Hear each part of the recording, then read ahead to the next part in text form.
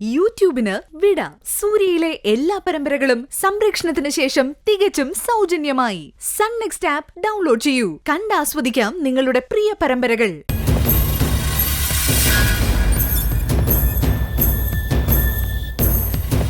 രഘു വായിരിക്കും.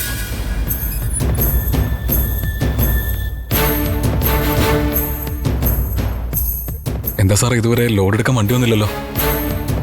സാറിനെ വിളിച്ചിട്ട് ഫോൺ കൊടുക്കുന്നില്ല, എന്താ പറ്റിയ? അത് ഫ്ലൈറ്റിൽ പാഴ്സൽ അയക്കുന്നതുമായി ബന്ധപ്പെട്ട കുറച്ച് പ്രശ്നങ്ങൾ. അതെന്താ സാർ?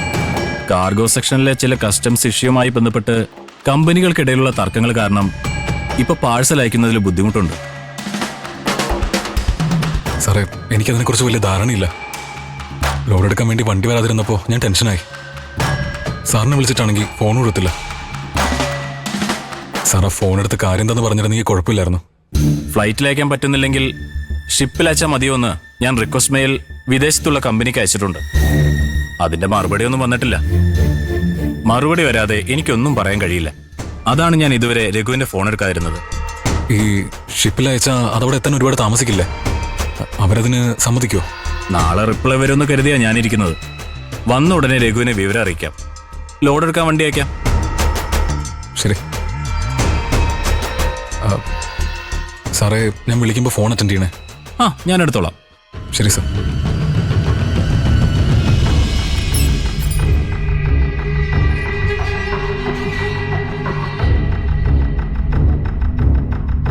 ആവുമ്പോ ഒന്ന് പോക്കണ്ട അടാ. ഇങ്ങനെ വെറുതെ നടക്കാൻ നല്ലത് വലിയ കാര്യമൊന്നുമില്ല. അവനെന്തിനാ വന്നേ? ലോഡ് എടുക്കാൻ വണ്ടി വരാത്തോണ്ട് അന്വേഷിച്ച് വന്നതാ. ആ കൊട്ടേഷനൊക്കെ എപ്പോഴേ വിദേശത്തേക്ക് പോയി കഴിഞ്ഞൊന്ന് അവൻ അറിയുന്നില്ലല്ലോ. ശബരിക്ക് രഘുവിനും നല്ലൊരു 8ന്റെ പണി കൊടുക്കണം എന്ന് വിചാരിച്ചിട്ട് കുറെ നാളായി. ഇപ്പോഴതിനൊരു അവസരം ഒത്തു വന്നേ. ഇതിപ്പോ എനിക്ക് വലിയ പ്രയോജനം ഉണ്ടായി. രഘുവിന് പണി കൊടുക്കാനും പറ്റി. നല്ലൊരു വിദേശ ഓർഡർ നമ്മുടെ കമ്പനിക്ക് കിട്ടുകയും ചെയ്തു. എല്ലാരും പറഞ്ഞതിൽ കൂടുതൽ കമ്മീഷൻ നിങ്ങൾ തന്നതുകൊണ്ടാ ഞാനിതിന് സമ്മതിച്ചത്. എല്ലാം നമ്മൾ വിചാരിച്ച പോലെയൊക്കെ നടന്നു. ശബരി മാത്രം തൽക്കാലം ഇതിൽ നിന്നൊക്കെ രക്ഷപ്പെട്ടു. ഇനി അവന് കൂടി നല്ലൊരു പണി കൊടുത്താ എനിക്ക് സമാധാനമായി. അതിനൊക്കെ നമുക്ക് അവസരം കിട്ടുന്നേ. സമയമുണ്ടല്ലോ. രഘുവിന് കൊടുത്ത പോലെ ശബരിക്കും കൊടുക്കണം. കൊടുക്കാം. അടിയോടെ ഇല്ലാതാവണം. രഘു അവന്റെ മുഴുവൻ സമ്പാദ്യവും അവനെ താങ്ങുന്നതിൽ കൂടുതൽ കടവും പലിശക്കെടുത്താ ഈ ഓർഡർ ഏറ്റെടുത്തത്. അത് നഷ്ടപ്പെടുന്നതോടെ അവനില്ലാതാവും. അതാ എനിക്ക് വേണ്ടത്. കമ്പനിയിലിട്ട് എന്നെ തല്ലിച്ചതച്ചതിന് അവനിതിനപ്പുറവും അനുഭവിക്കണം.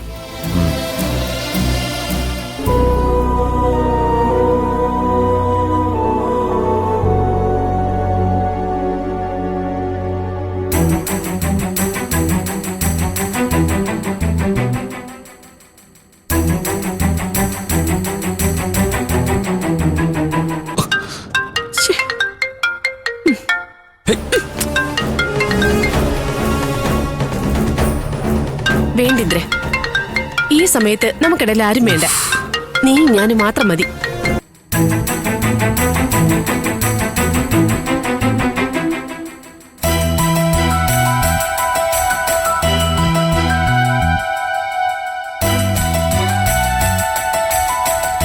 ഇന്ദ്ര, കുറച്ച് വെള്ളമെങ്കിലും കുടിക്കും. വേണ്ട അച്ഛാ, എനിക്കിപ്പോ ഒന്നും വേണ്ട. ഇന്ദ്രൻ ഇങ്ങനെ തളർന്ന പാവ അനുവിന്റെ അവസ്ഥ എന്താ? ഓപ്പറേഷൻ കഴിഞ്ഞു വരുമ്പോ അവക്ക് ധൈര്യം കൊടുക്കേണ്ടത് ഇന്ദ്രനല്ലേ? ബിച്ചുമോനും സത്യനൊക്കെ എവിടെ? സത്യൻ ഭാനുവമ്മയും മോനെയും വീട്ടിൽ കൊണ്ടുവിടാൻ പോയിരിക്ക. അവനിപ്പോ വരും. അല്ല, ഇന്ദ്രനെ മോനെ അടുത്ത് വേണമെന്നുണ്ടെങ്കിൽ കൊണ്ടുവരാൻ പറയാം. വേണ്ട വേണ്ട, ഞാൻ ചോദിച്ചെന്നേ ഉള്ളൂ.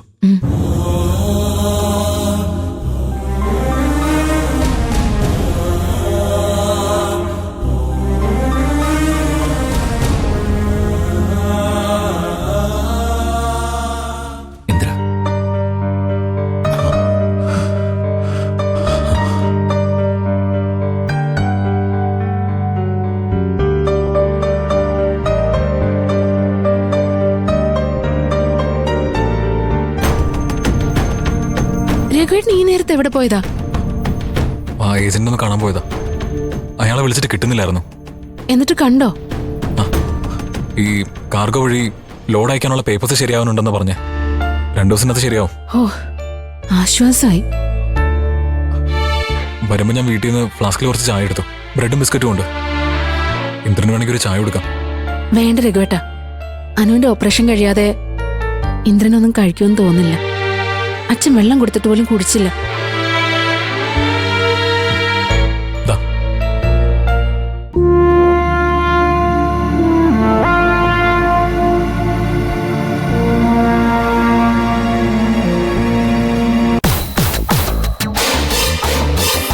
ആ സത്യനിവിടെ ഉണ്ടെങ്കിൽ നിന്നെ കാണുമ്പോ വഴക്കിടാൻ വരുമോ ഹർഷേ?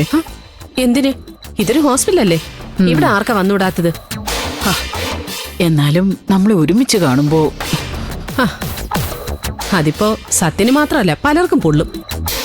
നമ്മളതൊന്ന് കാര്യമാക്കണ്ട ആന്റി. ആ പിന്നെ ആരെങ്കിലും ചോദിക്കുകയാണെങ്കിൽ നമ്മൾ തമ്മിൽ യാദൃശ്യമായിട്ട് കണ്ടതാണെന്ന് പറഞ്ഞാൽ മതി. ആന്റി വാ. ആ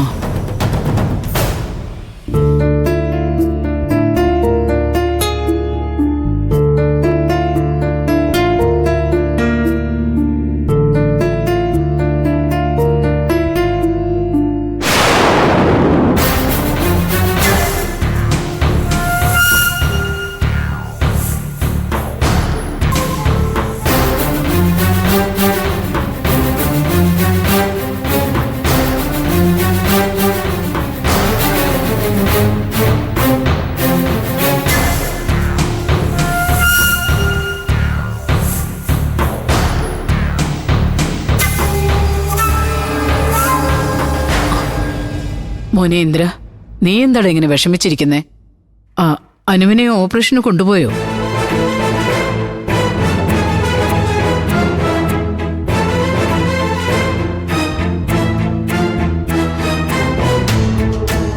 അല്ല, ആരും എന്താ ഒന്നും മിണ്ടാത്തത്? അനുവിനെ ഓപ്പറേഷൻ തിയേറ്ററിലേക്ക് കൊണ്ടുപോയോ മാഷേ? ആ കൊണ്ടുപോയി കുറച്ചു നേരമായി. അത് ശരി. ഇന്ദ്രൻ വരുന്നതിന് മുമ്പ് കൊണ്ടുപോയി കാണുമല്ലേ? അതാ എന്റെ മോനിത്ര വിഷമം. അവൻ അവസാനമായിട്ട് അവളെ ഒന്ന് കാണണമെന്നുണ്ടാവില്ലേ?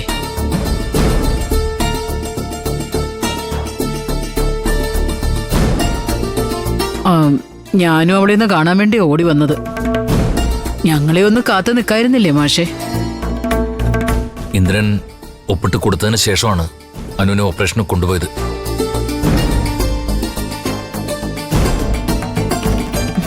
അല്ലെങ്കിൽ തന്നെ അവസാനമായിട്ട് കാണാൻ മാത്രം എന്താ? അനുവിനെ കുറച്ചു കഴിയുമ്പോ ഓപ്പറേഷൻ കഴിഞ്ഞിട്ട് കൊണ്ടുവരില്ലേ? ആ ആ അയ്യോ, ആന്റി വേറൊന്നും വിചാരിച്ച് പറഞ്ഞല്ലേ ചേച്ചി. അനുപമയ്ക്ക് ഓപ്പറേഷൻ ആണെന്ന് കേട്ടപ്പോ പാവം ഓടി വന്നതല്ലേ. എന്നിട്ടൊന്ന് കാണാൻ പറ്റിയില്ലല്ലോ എന്നുള്ള വിഷമോ?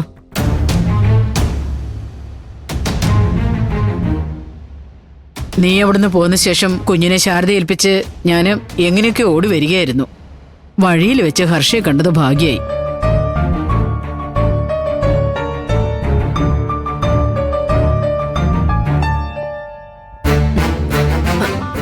ആന്റി സിറ്റിയിൽ ബസ് ഇറങ്ങി ഓട്ടോയ്ക്ക് വേണ്ടി കാത്തു നിൽക്കുമ്പോഴാ ഞാൻ കണ്ടത്. അനുപമയുടെ അവസ്ഥ അറിഞ്ഞ് ഞാൻ ശരിക്കും ഞെട്ടി.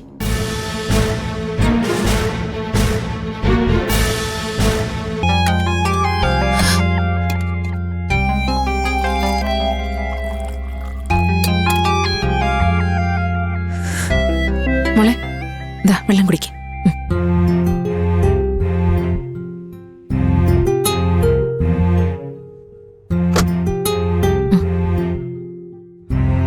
ആ മോനെ ശബരി വാ. മോളെ. ചേച്ചി കരയില്ലേ ചേച്ചി? അനു നീ കരയല്ലേ? രാവിലെ സിസ്റ്റർ വഴക്കിട്ടത് എന്തിനാന്നറിയാലോ? നീ ഇവിടെ ഇരുന്ന് കരഞ്ഞ എല്ലാവരും പുറത്തു പോകേണ്ടി വരും. കരയല്ലേ മോളെ, കരയല്ലേ? വിഷമിക്കല്ലേ ചേച്ചി, കരയില്ലേ? ശബരി, ഇന്ദ്രന് വല്ലാത്ത വിഷമായി ശബരി. ഇതുവരെ ഇവൻ ഒരു ആഹാരം കഴിച്ചിട്ടില്ല. എന്ത് ചെയ്യാൻ ഇന്ദ്രേട്ടാ, ഇതൊന്നും നമ്മുടെ കയ്യിലല്ലല്ലോ. സഹിക്കുക തന്നെ, അല്ലാതെ എന്ത് ചെയ്യാനാ? അനുവാണെങ്കിലും വെറും വെള്ളം മാത്രമേ കുടിച്ചിട്ടുള്ളൂ. ഇവൻ എന്തെങ്കിലും കഴിച്ചാലല്ലേ അവളും കഴിക്കുള്ളൂ. ഇന്ദ്രേട്ടാ, നമുക്ക് ക്യാൻറ്റീനിൽ പോയി പലതും കഴിച്ചിട്ട് വരാം. അനു ചേച്ചിക്ക് ഇങ്ങോട്ട് വാങ്ങിക്കാം. എനിക്കിപ്പോ ഒന്നും കഴിക്കാൻ തോന്നുന്നില്ല ശബരി. എന്ന് പറഞ്ഞാൽ എങ്ങനെ ഇന്ദ്ര? ആഹാരം കഴിക്കാതിരുന്ന നിനക്കും വല്ല അസുഖം വരും.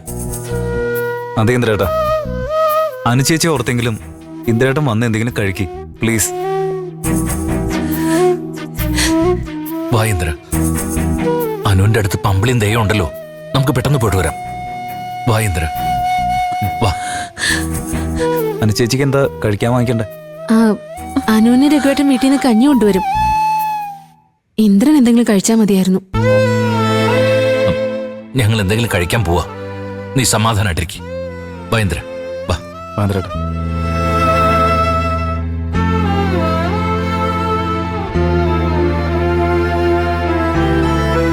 മോളെ ചേച്ചി ചൂട് കുടിക്കും. കുടിക്ക് ചേച്ചി.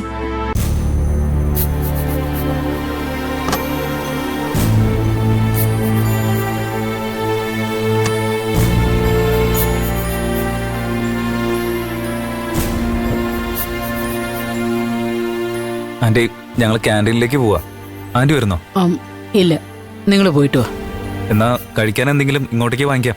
ഉം. ആന്റിക്ക് എന്താ വേണ്ടെന്ന് പറഞ്ഞാൽ മതി. എനിക്കിപ്പോ ഒന്നും വേണ്ട ശബരി, വിശപ്പില്ല. കുടിക്കാൻ കാപ്പിയോ ചായയോ അല്ലെങ്കിൽ കൂൾ ഡ്രിങ്ക്സ് എന്തെങ്കിലും? ഒന്നും വേണ്ട, നീ ചോദിച്ചല്ലോ അത് മതി. ശരി, എന്തെങ്കിലും ആവശ്യമുണ്ടെങ്കിൽ എന്നോട് പറഞ്ഞാൽ മതി, ഞാൻ ഇവിടെ തന്നെ കാണും. ഉം.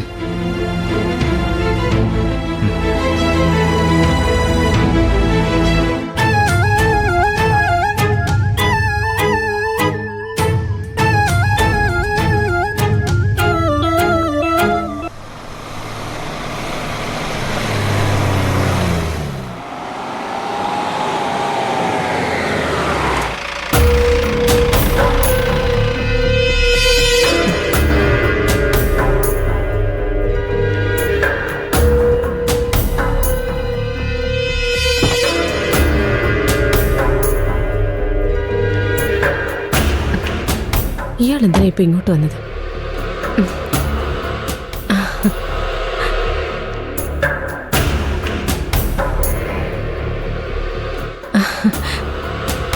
വരൂ സാർ, അകത്തേക്ക് വരൂ. അല്ല, രവി ഇവിടില്ലേ? ഞാൻ അയാളെ കാണാനാ വന്നത്. ഏതായാലും സാർ അകത്തേക്ക് വരൂ. മുറ്റത്ത് നിന്ന് സംസാരിക്കേണ്ട കാര്യമില്ലല്ലോ. വാ.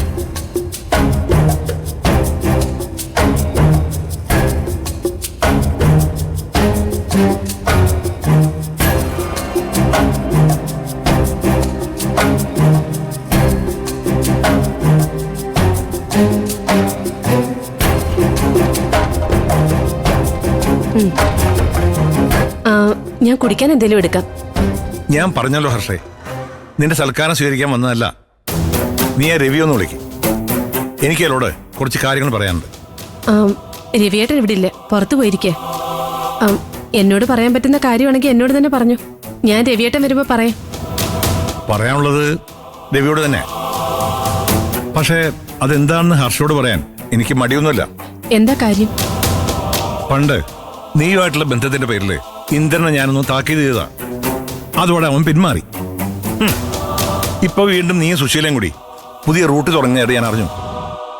അത് നിന്റെ ഹസ്ബൻഡിന്റെ സമ്മതത്തോടു കൂടെയാണെന്ന് അറിയാനാ ഞാൻ വന്നത്.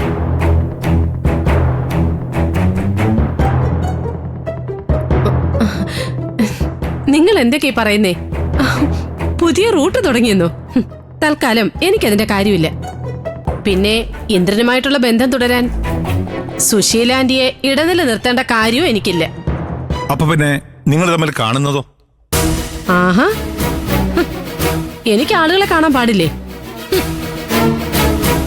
അല്ലെങ്കിലും അങ്ങനെ കണ്ട അത് സാറിനെ ബോധ്യപ്പെടുത്തണോ? അതൊക്കെ തികച്ചും വ്യക്തിപരമായ കാര്യമല്ലേ സാർ? സാർ ആരെ കാണുന്നു, എന്ത് ചെയ്യുന്നു എന്നൊക്കെ അന്വേഷിക്കാൻ ഞാൻ വരുന്നില്ലല്ലോ. പിന്നെന്തിനാ സാർ എന്റെ പുറകെ ഇങ്ങനെ നടക്കുന്നേ? അങ്ങനെയാണെങ്കിൽ എന്റെ സ്വഭാവം മോശമാണെന്ന് തന്നെ കുട്ടിക്കോ. ഇനി ഒരിക്കൽ കൂടി ഹർഷ അനുവിന്റെ ജീവിതത്തിൽ വിലങ്ങുതടിയായിട്ട് നിന്നാൽ പിന്നെ വരാൻ പോകുന്നത് നീ ചിന്തിക്കുന്നതിനേക്കാളും വളരെ വലുതായിരിക്കും. സാർ പേടിപ്പിക്കാണോ? സാറിന് എന്താ ചെയ്യാൻ പറ്റുമെന്ന് വെച്ചാ സാർ ചെയ്തു.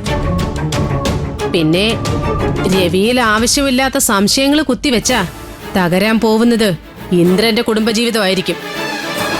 അത് സാറ് മറക്കണ്ട.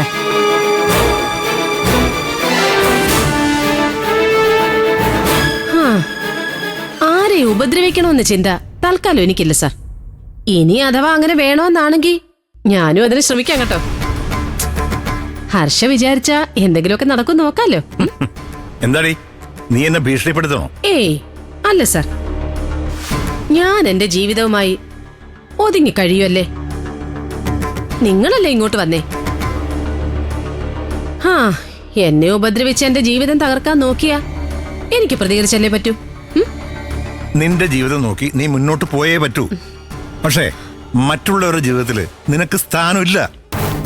ശരി, സാറിന്റെ ഉപദേശം ഞാൻ മാനിക്കുന്നു. പിന്നെ ചായ കുടിക്കുന്നില്ലെങ്കിൽ സാർ ചെന്നാട്ടെ, എനിക്കേ കുറച്ച് തിരക്കുണ്ട്. നിനക്കുള്ള മറുപടി എന്താന്ന് എനിക്കറിയാം. നോക്കിയിരുന്നോ നീ? ശരി.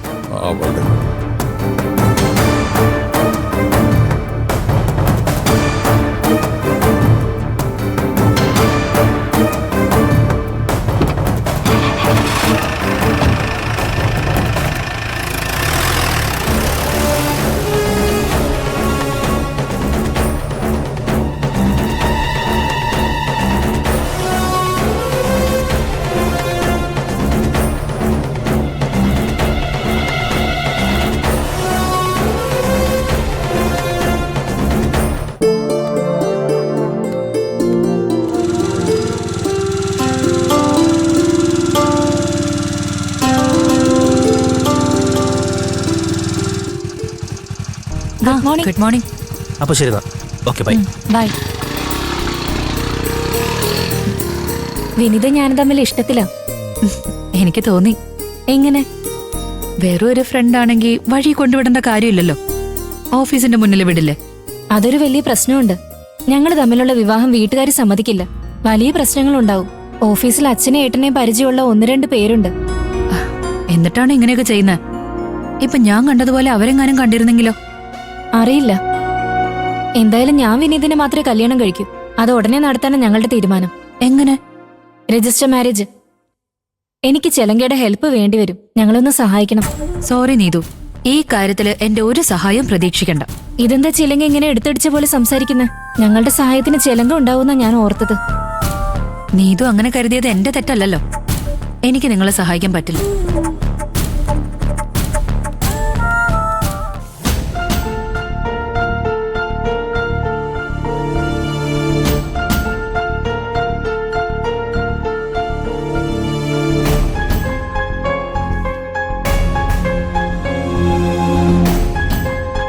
അമ്മ എന്തിനാ ഇവിടെ ഇരിക്കുന്നേ? മുറി കയറിയിരുന്നൂടെ? ഓ, അവിടെ ബാക്കി എല്ലാവരും ഉണ്ടല്ലോ. അപ്പൊ ഞാനൊരു അധികപ്പറ്റായിട്ട് അവർക്ക് തോന്നണ്ട.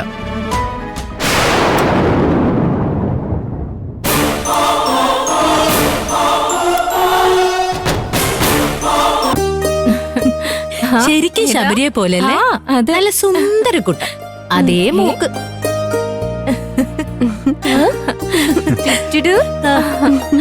ആ ദേ, കുഞ്ഞിന്റെ അച്ഛനും അമ്മയും വന്നല്ലോ. മോനെ വാ.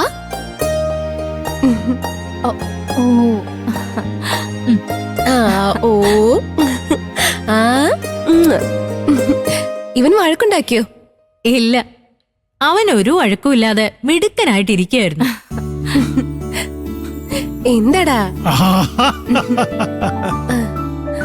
നിങ്ങൾ എത്തിയോ? ആ,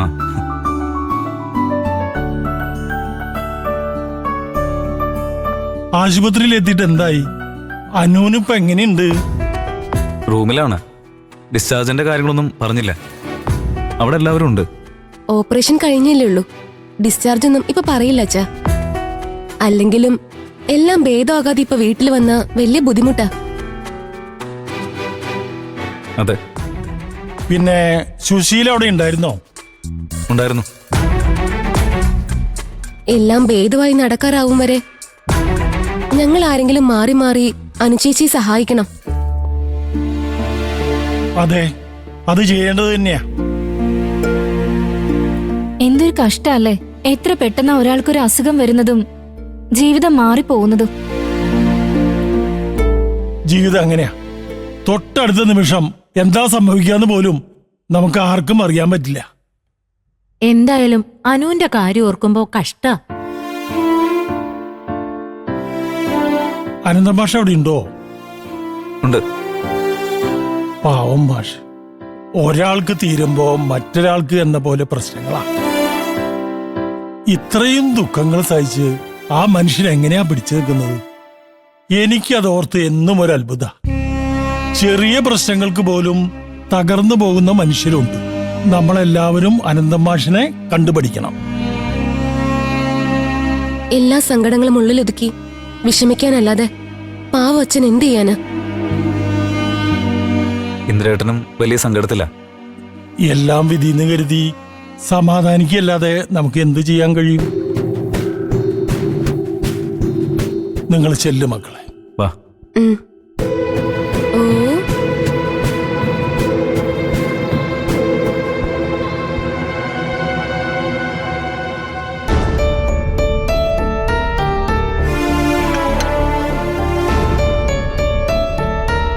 അനുവിന് ഇങ്ങനെയൊക്കെ സംഭവിച്ചത് ഇന്ദ്രന് വലിയ ഷോക്കായിപ്പോയി.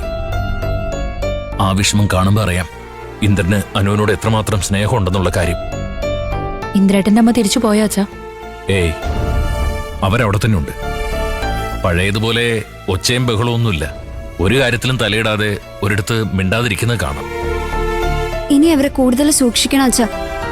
ചിലപ്പോ ഒരു യുദ്ധത്തിന് തയ്യാറെടുക്കുന്നാവും. ഏയ്, അവരൊരു കടമയുടെ പേരിൽ അവിടെ ഇരിക്കുന്നു മാത്രം. മനസ്സ് മുഴുവൻ മകളുടെ അടുത്താന്ന് തോന്നുന്നു. സോന അവിടെ തനിച്ചാണല്ലോ. എങ്കിൽ പിന്നെ അവർക്ക് അങ്ങോട്ട് പോയിക്കൂടെ? അനുചേച്ചിയുടെ കാര്യങ്ങൾ നോക്കാൻ നമ്മളൊക്കെ ഇവിടെ ഇല്ലേ? അത് അവരോട് പറയാൻ പറ്റുമോ ചീരു? ഇപ്പൊ തന്നെ കുടുംബത്തിൽ സ്ഥാനം കുറഞ്ഞു പോയതിന്റെ വിഷമം അവർക്കുണ്ട്. പിന്നെ ചിരു, ഹോസ്പിറ്റലിൽ വിനയം വന്നിരുന്നു. അയാളെന്തിനാ അവിടെ വന്നേ? അവിടെയുള്ളവരൊക്കെ തന്റെ ശത്രുക്കളാണെന്നല്ലേ അയാള് പറയുന്നത്. അവിടെ വന്നല്ലോ കുഴപ്പമുണ്ടാക്കി അച്ഛാ? ഏയ്, അനുപമയ്ക്ക് ഓപ്പറേഷൻ ആണെന്ന് അറിഞ്ഞിട്ട് വന്നതാന്നാ പറഞ്ഞത്. അത് വലിയ അത്ഭുതം തന്നെയാണല്ലോ. ഞാനും എന്റെ വീട്ടുകാരൻ തൊലഞ്ഞു പോകട്ടെ എന്ന് ആഗ്രഹിക്കുന്ന ആളാ. അതിന് വിനയനെപ്പോഴാ ഹോസ്പിറ്റലിൽ വന്നത്? അല്ല, അച്ഛന്റെ കൂടെ മുഴുവൻ സമയം ഞാനവിടെ ഉണ്ടായിരുന്നല്ലോ. എന്നിട്ട് വിനയം വന്നത് ഞാൻ കണ്ടില്ലല്ലോ. ആ, അത് പിന്നെ നീ എപ്പോഴും റൂമിൽ അനുമോളുടെ കൂടെ തന്നെ ആയിരുന്നില്ലേ? അതുകൊണ്ട് വിനയൻ അങ്ങോട്ട് കയറിയില്ല. വരാന്തയിൽ നിന്ന് വിവരം തിരക്കി അപ്പൊ തന്നെ പോവുകയും ചെയ്തു. ഞാൻ തന്നെ അവനെ പറഞ്ഞു വിട്ടത്. പിന്നെ റൂമിൽ ആ സമയത്ത് ഇന്ദ്രനും സത്യനും രഘു ഒക്കെ ഉണ്ടായിരുന്നല്ലോ. അവിടെ കയറി ചെന്ന് അവൻ വല്ലതും പറഞ്ഞ അവരത് കേട്ടിരിക്കണമെന്നില്ല. അതുകൊണ്ട് തൽക്കാലം അവനോട് പൊയ്ക്കോളാൻ ഞാൻ തന്നെ പറഞ്ഞത്. അതെങ്ങനെയാച്ചാ അനുചേച്ചിയെ കാണാൻ വന്ന ആള് ചേച്ചി കിടക്കുന്ന റൂമിൽ പോലും കേറാതെ പോകുന്നേ? അയാള് ചേച്ചിയെ കാണാൻ തന്നെ വന്നതാണോ? അതോ വേറെന്തേലും ഉദ്ദേശത്തിൽ വന്നതാണോ? എന്നോട് സത്യം പറയാച്ചാ, അച്ഛനോട് എന്ത് പറഞ്ഞിട്ടാ പോയത്? ഒന്നും കാണാതെ ആ മനുഷ്യൻ അവിടെ വരില്ലെന്ന് എനിക്കറിയാം. എന്തായിരുന്നു അയാളുടെ ഉദ്ദേശം? എന്റെ ചീരു, ഒരാളെ എപ്പോഴും ഇങ്ങനെ സംശയദൃഷ്ടിയോടുകൂടി നോക്കല്ലേ മോളെ. പിന്നെ ഞാൻ അവിടെ ഒരു കുഴപ്പമുണ്ടാക്കാൻ വന്നതല്ല.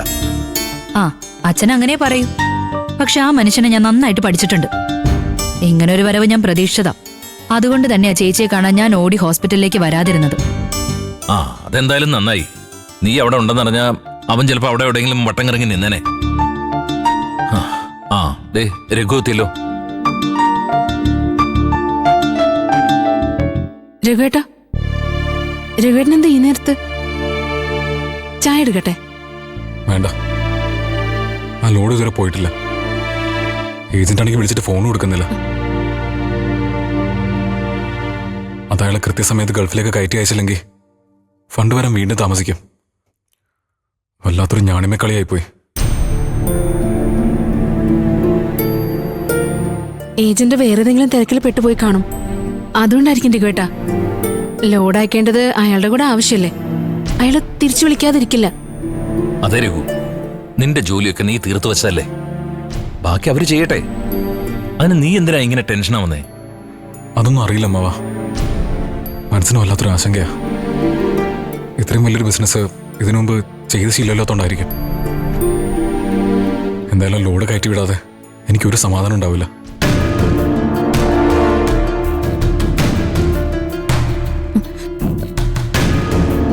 മോളെ ചെല്ല്.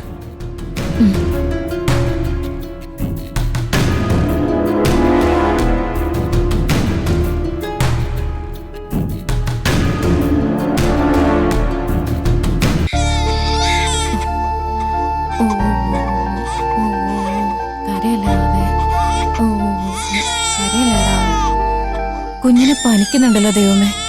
ഈ രാത്രി ഞാനിനി എന്തു ചെയ്യും? എന്താ മോളെ, കുഞ്ഞു കരയുന്നുണ്ടല്ലോ. എന്തെങ്കിലും സഹായം വേണോ? വേണ്ട. അങ്ങനെയൊക്കെ പറയാതെ. എന്തെങ്കിലും ആവശ്യം വേണ്ടി വരുമെന്നേ. എനിക്കൊന്നും വേണ്ട, നിങ്ങളൊന്ന് പോയി തന്നാ മതി.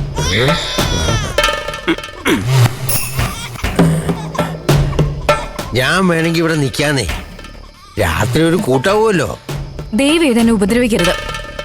എന്താ ബാബുക്കുട്ട, എന്താ അവിടെ നിന്ന് കറങ്ങുന്നേ? ഏയ്, ഞാൻ വെറുതെ ഈ കുട്ടിയോട് കുഞ്ഞെന്തിനാ കരയുന്നെന്ന് ചോദിച്ചതേ ഉള്ളൂ.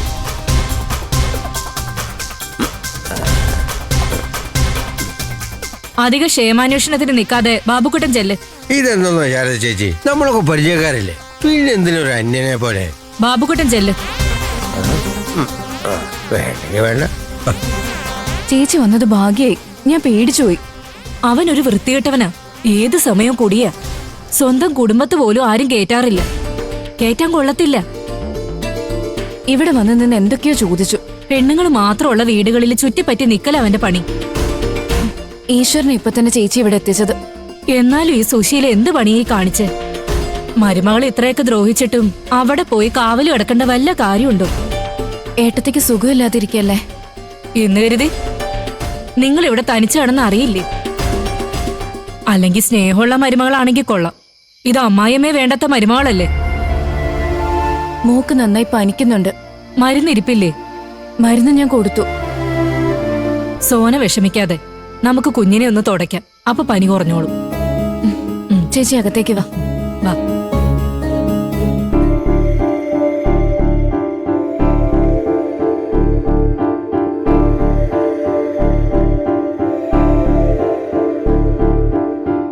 അമ്മേ, അമ്മേ,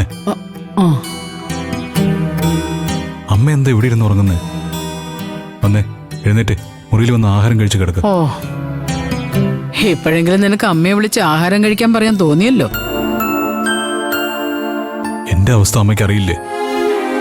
അമ്മ മുറിയിലേക്ക് വാ, നമുക്ക് ഒരുമിച്ച് കഴിക്കാം. എനിക്ക് വേണ്ട. നിന്റെ ഭാര്യ വീട്ടിൽ നിന്ന് കൊണ്ടുവന്ന ആഹാരമല്ലേ, എനിക്കത് വേണ്ട. ശരി, അമ്മയ്ക്ക് എന്താ കഴിക്കാൻ വേണ്ടെന്ന് പറ, ഞാൻ ക്യാൻറ്റീനിൽ പോയി വാങ്ങിച്ചോണ്ട് വരാം. വേണ്ട ഇന്ദ്ര, നീ ബുദ്ധിമുട്ടണ്ട. എനിക്ക് വിശക്കുമ്പോ ഞാൻ ക്യാൻറ്റീനിൽ പോയി കഴിച്ചോളാം.